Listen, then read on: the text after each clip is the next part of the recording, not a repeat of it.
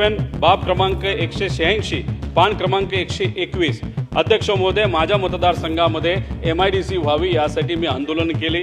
अनेक वेळा इथं मी विषय मांडले, मला तिथं आश्वासन देण्यात आलं, पण दुर्दैव असं या पवित्र ठिकाणी आश्वासन देऊन सुद्धा ते आश्वासन काय अजून पूर्ण अध्यक्ष महोदय तिथं झालं नाही। त्यात राजकारण झालं, जागा बदलण्यात आली, पण ती जागा अशी दिली तिथं कुणी येणार नाही।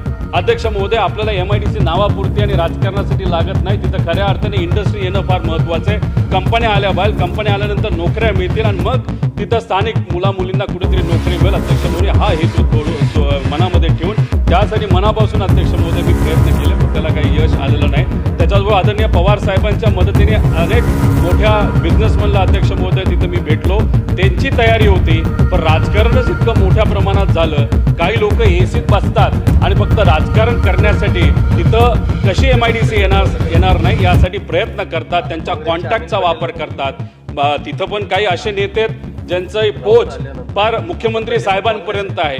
दुर्दैव असं मुख्यमंत्री साहेबांनी त्या व्यक्तीचं ऐकलं आणि जिथे MIDC व्हायला पाहिजे तिथं न होता दुसरीकडे अध्यक्ष महोदय त्या ठिकाणी MIDC नेली, म्हणून एक सुद्धा कंपनी अध्यक्ष महोदय त्या ठिकाणी नाही आलं। मी मुख्यमंत्री साहेबांना सांगतोय की जिथं खऱ्या अर्थाने कंपन्या येऊ शकतात तिथंच ती MIDC व्हावी, तुम्ही भूमिपूजन करण्यासाठी तिथं यावं। अनेक इतर नेते जे आज सत्तेत आहेत त्यांना तिथं बोलवावं, पण जोपर्यंत योग्य ठिकाणी MIDC होत नाही, जिथं खऱ्या अर्थाने कंपन्या येतील, तोपर्यंत माझ्या मतदारसंघातल्या युवांचा रोजगाराचा प्रश्न अध्यक्ष महोदय तिथं सुटणार नाही। त्यामुळे कोण कुठल्या मानसिकतेत विनंती करते हे सुद्धा सरकारने समजून घेण्याची जरूरत आहे।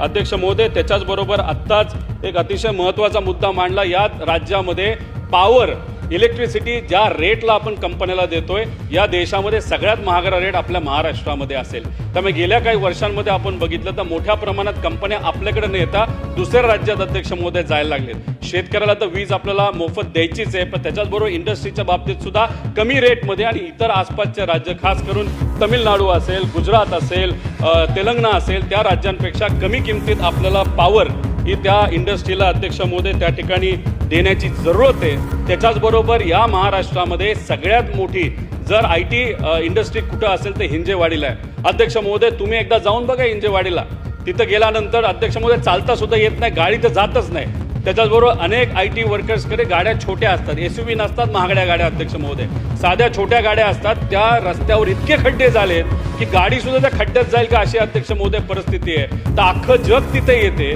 मोठ्या प्रमाणात इंडस्ट्री आहे, अनेक इंजिनियर लोकांना तिथं हाताला काम मिळतं। या देशातली 1 नंबरची IT सेंटर होतं अध्यक्ष महोदय, आता 5व्या नंबरला गेलेलं आहे। त्यामुळे कृपा करून या सरकारला विनंती करतो की रोडचा